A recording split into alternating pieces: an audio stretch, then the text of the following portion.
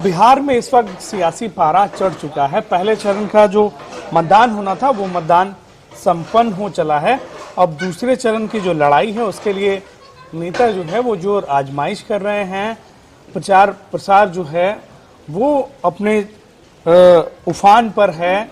राष्ट्रीय नेता हो या फिर राज्य स्तर के नेता हो या फिर पंचायत स्तर के नेता हो, अपना अधिकतम समय वो फील्ड में, पंचायत में, गांव में, कस्बों में जनता के बीच बिता रहे हैं। और इस वक्त हमारी मौजूदगी है मुजफ्फरपुर में, और मुजफ्फरपुर के बोचहा सीट पर इस बार एनडीए की ओर से वीआईपी पार्टी ने मुसाफिर जी को टिकट दिया है। और इस वक्त हम मुसाफिर जी के घर पर मौजूद हैं।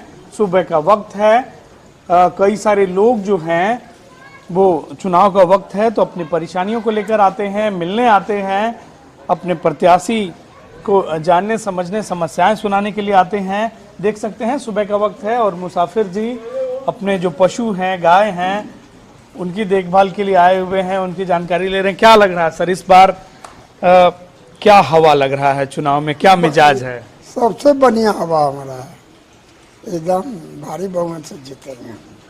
भारी बहुमत से जीत रहे हैं।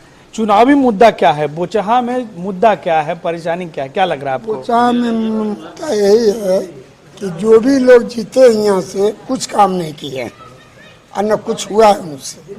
हम एक दफे जीते हैं तो 424 आदमी की नौकरी रखवाए हैं, 424 सेंट्रल नौकरी। और उसके बाद रोड के पैसा मिला, रोड रूट का कोई भी हम कमीशन तमीशन नहीं लिए, सबको उसी को दे दिए। और इसी के बाद ही लोग कहता है कि जो बहुत अच्छा है। इस बार बोचहा जो है मुजफ्फरपुर का जो इलाका रहा है, कहा जाता है इसे स्वीट सिटी के नाम से भी कहा जाता है। शाही लीची की बात हो या फिर और भी स्वास्थ्य संबंधित कई भी जो भी परेशानियां थी, क्या लग रहा है कि जो मुजफ्फरपुर को मुजफ्फरपुर होना चाहिए था वो मुजफ्फरपुर बन पाया है अभी तक?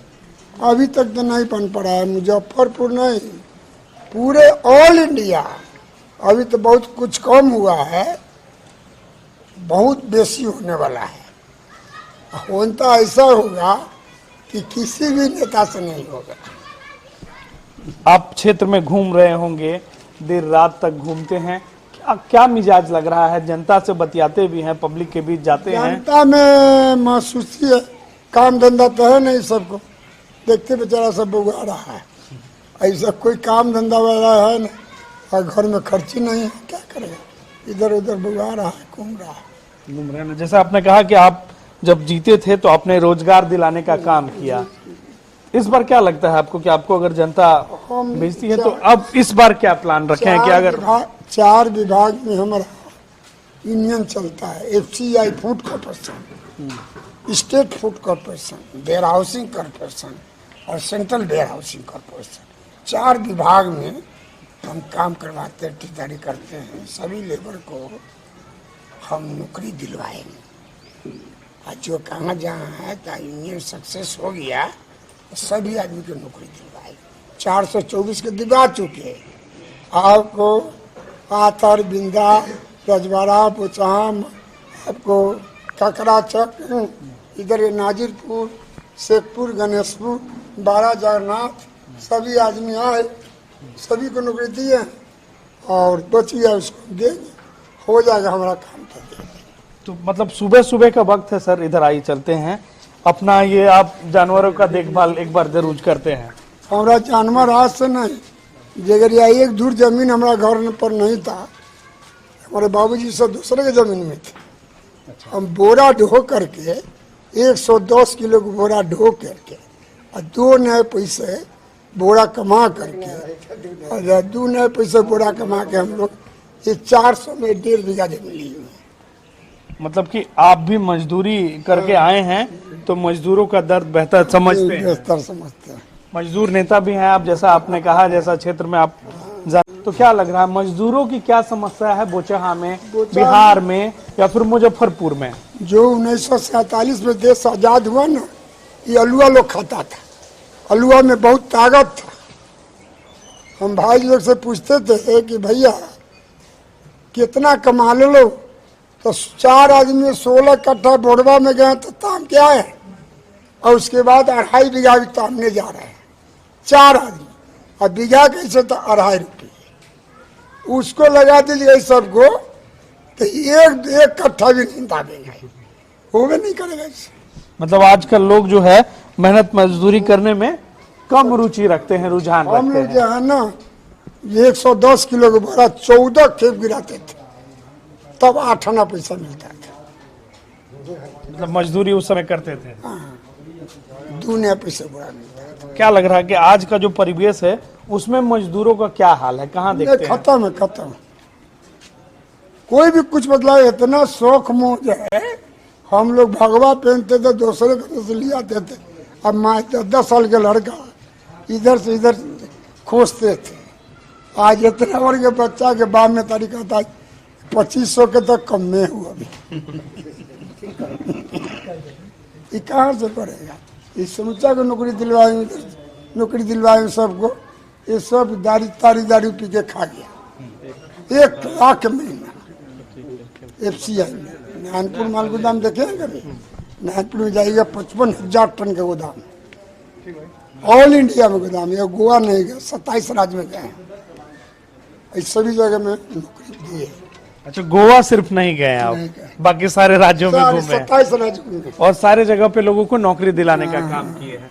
तो इस बार आप अगर जीत के आते हैं तो फिर से वही व्यवस्था आप कायम हमारा करेंगे? इंडियन काम रहेगा ना, इंडियन सही रहेगा, लेबर सही रहेगा, तो हम काम दे देंगे। क्योंकि जितना को 424 को यहाँ तक है ना, तो कहता है कि 1 बजे लेट नहीं और 2 बजे भेंट नहीं, तो इन सब 1 बातों बजे लेट नहीं और 2 बजे भेंट नहीं, तो तुमको 2 घंटा का पैसा लग देगा।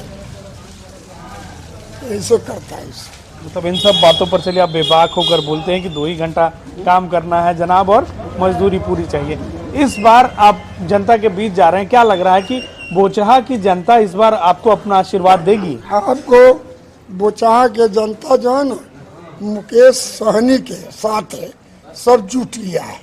अब मुकेश सहनी 4 पार्टी से ही लोग, एगो तो कराई छाप हुआ माझी, एगो तीर छाप हुए नीतीश कुमार, एगो हुए भाजपा फूल छाप, और हम हुए मछलिया नैया छाप। नाव छाप। तो नाव छाप में जो है बोचहा से इस बार नाव पटना तक पहुंच पाएगा? कहिया पहुंच गया, अभी लेट में इधरे रह गया, पहुंच गया होगा, विधानसभा बैठा होगा।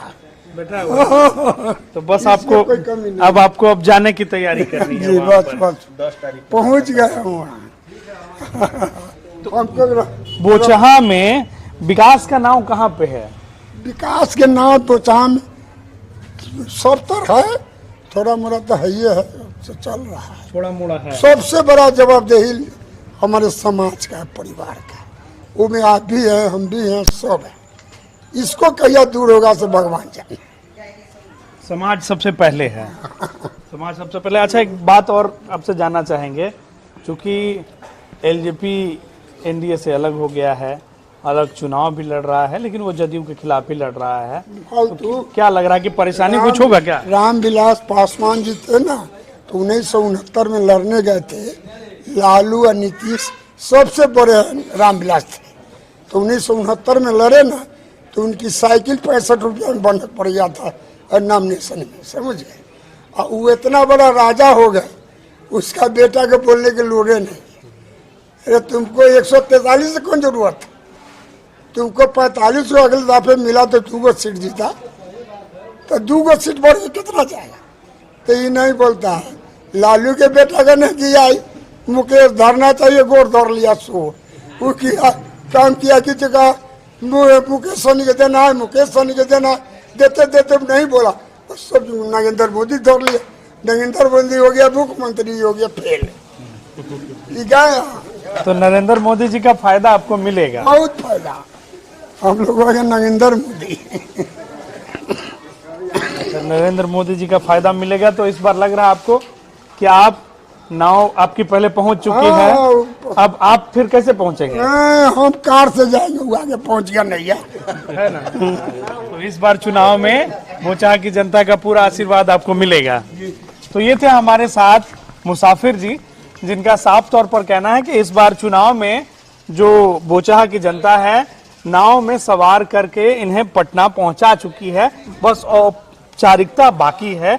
और ये आने वाला जो परिणाम है वो बताएगा। लेकिन ये जो है, इन्हें पूर्ण विश्वास है कि जिस तरह से ये मजदूरों के लिए काम किया इन्होंने, जिस तरह से जनता के बीच रहे हैं, जनता के साथ रहे हैं, आने वाले चुनाव में जनता इनके पक्ष में मतदान करेगी।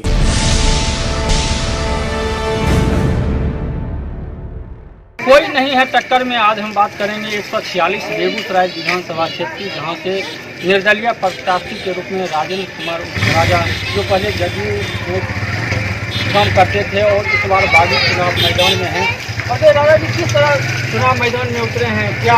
सबसे पहले हम कशिश न्यूज़ को धन्यवाद देते हैं। और नाम जो इतना बढ़िया आपने चुना है कि कोई नहीं है टक्कर में, यह मेरा वक्तव्य है, यह मेरा सेंटिमेंटल है, मेरा आत्मा है, मेरी आवाज़ है। आज हम बेगूसराय से निर्दलीय प्रत्याशी के रूप में पर्चा नामांकन भरा है और यह हम कहते हैं, आवाम कहती है, हमारी बेगूसराय के मतदाता कहती है, राजेंद्र कुमार राजा के बीच कोई नहीं है टक्कर में। इसके लिए मैं कशिश न्यूज़ को धन्यवाद देता हूँ। क्या ऐसी जरूरत पड़ी जो यहाँ एनडीए के उम्मीदवार हैं, बागी के रूप में चुनाव मैदान में हैं, लोगों के बीच जा रहे हैं, कितना समर्थन मिल रहा है, क्या मुद्दा होगा इसका? बागी तो कहेंगे ही, सच कहना अगर बगावत है तो समझो हम बागी हैं। हम पत्रकार महोदय, आप चौथे स्तंभ हैं। हम अपनी अधिकार की लड़ाई के लिए, गरीब, शोषित, वंचित, पीड़ित, व्यवसायी, अकलियत की आवाज़ को बुलंद करने के लिए मैं बेगूसराय विधानसभा 146 के में अपनी उम्मीदवारी दिए हैं। यहाँ मेरी उम्मीदवारी हो सकता है एक मेरा चेहरा है, लेकिन मेरे चेहरे को आप पढ़ेंगे पत्रकार महोदय तो आपको ध्यान आएगा कि इस चेहरे में व्यवसायियों का, अकलियतों का, अति पिछड़ों का, दलित का यह चेहरा है। यह उम्मीदवारी मेरा राजेंद्र राजा जरूर है, लेकिन यह मेरी उम्मीदवारी आम आवाम, दलित, पिछड़ा, अति पिछड़ा की उम्मीदवारी है। क्या लगता है 5 साल जो शासन रहा है और उससे पहले भी कितना विकास हुआ है? लोग किन मुद्दों को लेकर जा रहे हैं, लोगों के बीच क्या कर रहे हैं? हम बेगूसराय के मुद्दों को लेकर जा रहे हैं। मुद्दाएं तमाम है, बहुत है। देखेंगे बेगूसराय की ग्रामीण क्षेत्र को देखें, शहरी क्षेत्र को देखें, सभी जगह बदहाली है। और हमारे युवा को देखें। और हम एक निर्दलीय प्रत्याशी के रूप में पत्रकार महोदय नामांकन किया है। हम क्या ज़्यादा कुछ बता सकते हैं? सरकार किसकी बनेगी, क्या होगी? हमारे जीतने के बाद जो हम लोग विधायक का, एक कर्मठ विधायक के रूप में जितना ताकत होगा बेगूसराय के चित्र को बदलने में, मैं चित्र बदल के रहूँगा, बदलूँगा। खासकर देखा जाता है कि बेगूसराय व्यवसायियों पर अपराधियों का हमला लगातार है, इसको किस रूप में आप देखते हैं? क्या व्यवसायी पर हमला पूर्व में भी होते आ रहा है, आगे भी होते रहेगा। और हम व्यवसायियों को एकत्रित करने के लिए, संगठित करने के लिए हम हमेशा आवाज़ को बुलंद करते रहे। व्यवसायी हमेशा जब भी देखिए तो व्यवसायी शिकार होते हैं। और अपराध में हम यह नहीं कहेंगे कि हमको जिता दीजिएगा तो हम अपराध को मुक्त कर देंगे। हाँ, इतना जरूर कहेंगे, एक व्यवसायी की भावना अगर सदन में पहुंचेगी तो व्यवसायी की आवाज़ को हम सदन में रखेंगे। व्यवसायी पे हो रहे दिक्कत, कठिनाई या परेशानियाँ, लॉ एंड ऑर्डर को हम सुधारेंगे। व्यवसायी को यह पता चलेगा कि हमारी आवाज़ बन के कोई प्रतिनिधि गया है। मैं यह भी कहना चाहता हूँ, मैं केवल व्यवसायी को ही नहीं, हम किसान मजदूर की भी बात को रखेंगे। हमारे किसान मजदूर भाई को आज हमारे मुख्यमंत्री कहते हैं, इस बार अगर जिताओगे तो मैं हर खेत में पानी दूंगा। मैं अगर जीत के जाऊंगा तो इस बात पर जरूर बल देंगे, जो किसान के लिए, मजदूर भाइयों के लिए, और जो किसान की समर्थन मूल्य है उस पर भी ध्यान देंगे। और हमारे बीच में जो बेगूसराय ग्रामीण और नगर की जो समस्या है उस पर बहुत ज़्यादा ध्यान देने की जरूरत है। आज देख लीजिए शहरी क्षेत्र में किस तरह से हमारे आम आवाम को कितनी परेशानियां हैं। आज हम जब घूमते हैं, जब हम जनसंपर्क में गया तो देख करके आंख के आंसू रोना पड़ रहा है कि हमारे गरीब गुरुआ किस तरह से मजदूर भाई का जीवन गुजर बसर हो रहा है। इस तरह से जिस दिन ये शिक्षा और चिकित्सा का समस्या खत्म होगा तब जाकर के हमारे बीच में हमारे गरीब गुरुआ का विकास होगा। हम उसी की ओर हैं। तो निश्चित रूप से इनका कहना है किसानों को मुद्दा लेकर, गरीबों को मुद्दा लेकर, व्यवसायियों की सुरक्षा, इन सब तमाम मुद्दों को लेकर चुनाव मैदान में हैं। लोगों का इन्हें जन समर्थन भी मिल रहा है और इनका कहना है कि इनके टक्कर में कोई नहीं है। 146 बेगूसराय विधानसभा से एनडीए के बागी के रूप में भाजपा के निवर्तमान जिला महामंत्री आशुतोष कुमार उर्फ हीरा पोद्दार से जो बेगूसराय से निर्दलीय चुनाव मैदान में, क्या मजबूरी हुई कि निर्दलीय चुनाव मैदान में उतरना पड़ा? संगठन में जो प्रदेश नेतृत्व को जब बेगूसराय के माननीय सांसद गिरिराज सिंह ने गुमराह कर दिए। एक सांसद ऐसे भी होते जो उनको जमीन का पता होता, जमीन का तापमान पता होता और प्रदेश नेतृत्व के प्रति विश्वास होता तो आज यह प्रदेश हमारे बागी के रूप में नहीं मिलता। लेकिन उन्होंने क्या किया, केंद्र पे दबाव बनाए, प्रदेश नेतृत्व को गुमराह किए और जनता के साथ विश्वासघात कर इस प्रकार से मेरे जैसे समर्पित कार्यकर्ता को बागी बनने को मजबूर किए। और यही कारण है कि उन्होंने जब राजनीति में रिश्तेदारी करने लगे और रिश्तेदारी कर करके अपने संबंधी को टिकट दिलाया, जिन संबंधी के पिता शहर के मेयर हैं, और संपूर्ण यदि आम और खास कोई चर्चा नहीं करे तो शहर के मेयर के प्रति लोगों की जनभावना समग्रता और व्यापकता से आपको देखने को मिल जाएगी। और इसी कारण में बागी हो गया। किन मुद्दों को लेकर जा रहे हैं मैदान में, कितना समर्थन मिल रहा है? मेरा मुद्दा एक ही है, बेगूसराय जब आए थे गिरिराज जी तो लोगों को लगा था हिंदू का हृदय सम्राट आए हैं, और मैं भी नारा लगाया करता था कि देखो देखो कौन आए, तो देखो देखो शेर आए। लेकिन आज देखिए जो पीछे खड़े हैं, यह समाज के खूब लोकतंत्र के खूबसूरती वाले खड़े हैं, जिनके लिए आजादी के बाद इनके भविष्य के बदलाव की चिंता की बात करने वाले इनके साथ विश्वासघात किए। हमारा कहना था पिछड़ा, अति पिछड़ा, दलित, महादलित, अल्पसंख्यक, इसके हिसाब से यहाँ का नेतृत्व होना था। लेकिन प्रदेश को गुमराह करके वह कोठी की संस्कृति बेगूसराय में पैदा करना चाहे, जिसको सिरे से बेगूसराय के बुद्धिजीवियों ने भी नकारा है और हम भी उसके विरुद्ध बागी करें। आप 5 साल से यहाँ कांग्रेस के विधायक हैं, कितना विकास हुआ है क्षेत्र में? क्या लगता है, लोगों के पास जाते हैं, क्या बताते हैं? अभी तो मैं तो अल्पसंख्यक समाज के बीच गया, हमको अल्पसंख्यक समाज ने बुलाया, कहा दादा ये जो है ठगने की प्रवृत्ति कांग्रेस का अब तक नहीं गई है, ये 5 साल में किसी अल्पसंख्यक का नहीं सुना। राजद के कार्यकर्ताओं के साथ सौतेलापन व्यवहार हो रहा है। यदि कांग्रेस की विधायिका आज राजद को लालू जी के नाम पर साथ कर लेती थी और वोट पाई थी, और संपूर्ण विधानसभा के राजद के कार्यकर्ता अपने आप को अपमानित महसूस कर रहे हैं, किसी को कांग्रेस की विधायिका ने तरजीह नहीं दी, और वो सभी राजद के कार्यकर्ता वो सभी परिवर्तन की लड़ाई में जुड़ चुके हैं। कुछ काम हुआ है 5 सालों में? कोई काम नहीं, सिर्फ नकली शिलान्यास लगा है, कार्यकर्ता को बेवकूफ बनाया गया है और आज वो पूरा घूम रही हैं। लोग उनको कितना स्वीकार कर रहा है, 10 तारीख का परिणाम उनको बता देगा। आपके नजर में आपके कौन लोग टक्कर में हैं चुनाव मैदान में? मेरे नजर में मेरे साथ किसी का टक्कर नहीं है। यह पिछड़ा बहुल इलाका है, अल्पसंख्यक बहुल इलाका है और बुद्धिजीवियों का इलाका है। सभी तीनों का वर्गीकरण मेरे साथ है और इस लड़ाई में 1-2 कहीं है ही नहीं, जो है जो सड़क पर दिखाई पड़ रहे हैं उसमें मैं कहूंगा नहीं। कल भी आप हमारे देखे होंगे, मेरा स्वाभाविक भीड़ है, किसी के पास भाड़े की भीड़ है, पूछ लीजिएगा। जो कार्यकर्ता जिधर जाता हूँ सैकड़ों की संख्या में मेरे साथ होती है। इसीलिए मैं अपने आप को ये कहता हूँ कि मेरे सामने में कोई दूसरा है ही नहीं। तो निश्चित रूप से इनका कहना है कि इनके टक्कर में कोई नहीं है, और सांसद जो हैं बेगूसराय के गिरिराज सिंह केंद्र में मंत्री हैं, उनके दबाव में कोठी की संस्कृति को यहाँ पे लागू किया गया है, इसलिए बागी चुनाव मैदान में है और लोगों का इन्हें भरपूर समर्थन भी मिलने का दावा कर रहे हैं।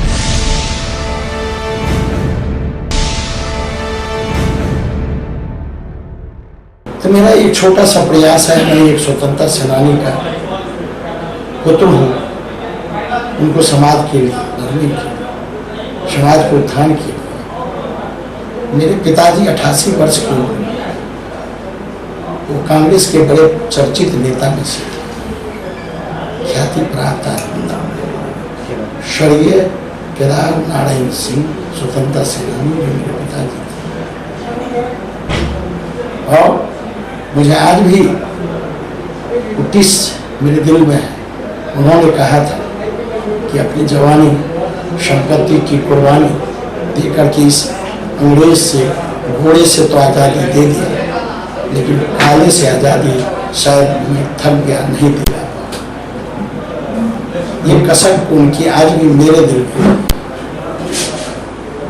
इसलिए तमाम मैं जनता से कहना चाहता हूँ कि अब भी आप अपने को पहचान, जात पात और धर्म से ऊपर उठें, पार्टी से ऊपर उठें। समाज का विकास चाहते हैं, बच्चों का समझिए कि भविष्य अच्छा बनाना चाहते हैं, तो निश्चित रूप से समझिए कि परिवर्तन लाइए, सोच में परिवर्तन लाइए, तभी ये समाज को बदला जा सकता है। और लोकतंत्र, विश्व का सबसे बड़ा लोकतंत्र भारत है, और आपको हर एक 5 वर्ष में स्वतंत्र रूप से चुनने का, इसलिए आपका काम आधार होना चाहिए, आपका विकास आधार होना चाहिए, आपको कौन सम्मान दे रहा है ये आधार होना चाहिए अपना प्रतिनिधि चुनने का। ये जात पात के और धर्म के आधार पर जब तक समझिए कि आप लड़ते रहेंगे, बढ़ते रहेंगे, चुनते रहेंगे, और जो कुछ भी इंडिविजुअली हो जाए, लेकिन ये राष्ट्र का कल्याण है। यही मुझे जनता से कहना है। निर्णय तो वो करेंगे, उनके विश्वास पर मैं आया हूँ। सर आखिरी सवाल है, आप जीत करके जाएंगे क्षेत्र से, क्या सब ऐसे काम हैं महत्वपूर्ण जो आप करते हैं? देखिए, मैं 40 वर्ष से यहाँ रह रहा हूँ।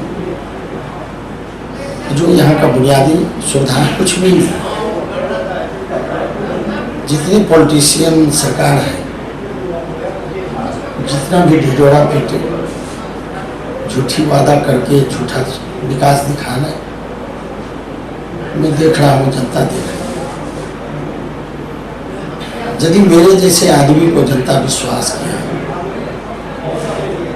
तो मैं अपने जो ये 20 वर्ष से हम दौड़ रहे हैं, जो असुविधा है, मैंने जोड़ जा कर करके 1250 करोड़ रुपए का मेरा योजना है, जिसमें बहुत सारे ऐसे समझिए कि पुल पुलिया है जिसकी कनेक्टिविटी रोड से हो जाए तो 5 किलोमीटर 25 किलोमीटर में फर्क हो जाए। तो कुछ मेरी वो योजना है। बासोपट्टी के लिए मैंने बच्चों के लिए और बासोपट्टी के सम्मान के लिए मेरे दिल दिमाग में 2 योजना है। एक बवानदई पोखर है, बहुत लंबा चौड़ा जगह है, उसके 1/4 वाली जगह आप चले जाइए, हरियाणा चले जाइए, साउथ चले जाइए, एक सुंदर सा टूरिस्ट प्लेस बनाए, जो सरकार को कुछ उससे आय भी आता है और वो विकास में भी लगता है। तो मेरी एक सोच है, सपना है कि उसको सुंदरीकरण करना और उसको सरकार से लड़ करके पर्यटन स्थल बनाना। माँ जानकी के द्वार पर वो बसा हुआ जगह। दूसरा मेरा है कि बच्चे के, मैं आज 35 साल से हर एक तरह का टूर्नामेंट कराता, सामाजिक काम किया है, ये मुझे कहने की जरूरत नहीं, ये जनता बोलती है। तो ये बच्चे के लिए ये तीनों प्रखंडों मेरा 3 मिनी स्टेडियम बनाने की योजना है। और बुनियादी सुविधा जो है, रोड है, शिक्षा है, स्वास्थ्य है, स्वास्थ्य बहुत सारे हॉस्पिटल सेंटर बंद पड़े हैं, स्टाफ के अभाव में, डॉक्टर के अभाव में। ये मेरी बुनियादी सोच है, मैं इसमें परिवर्तन लाऊं। ब्लॉक स्तर पर जो भ्रष्टाचार हो गया वो मिटाना मेरा पहला कर्तव्य बनेगा। जनता को ब्लॉक में दौड़ने का मैं चाहता हूँ मैं आऊँ तो रिवाज खत्म कर दें। इनको जाना पड़ेगा जनता के पास। उसके लिए ईमानदारी बहुत जरूरी है। पहली संपत्ति किसी भी प्रतिनिधि का ईमानदार होना बहुत जरूरी है। जब तक ईमान नहीं है ना आपको सम्मान मिलेगा, ना पहचान मिलेगा, ना आप जनता का किसी का सेवा कर सकते हैं। मैं इस पर विश्वास करता हूँ, उसी विश्वास से आया हूँ। अदालत में आ गए हैं, जनता की अदालत में तय तो उनको करना है। मुझे जैसे आदमी चाहिए, फिर यह जो परंपरा है वैसे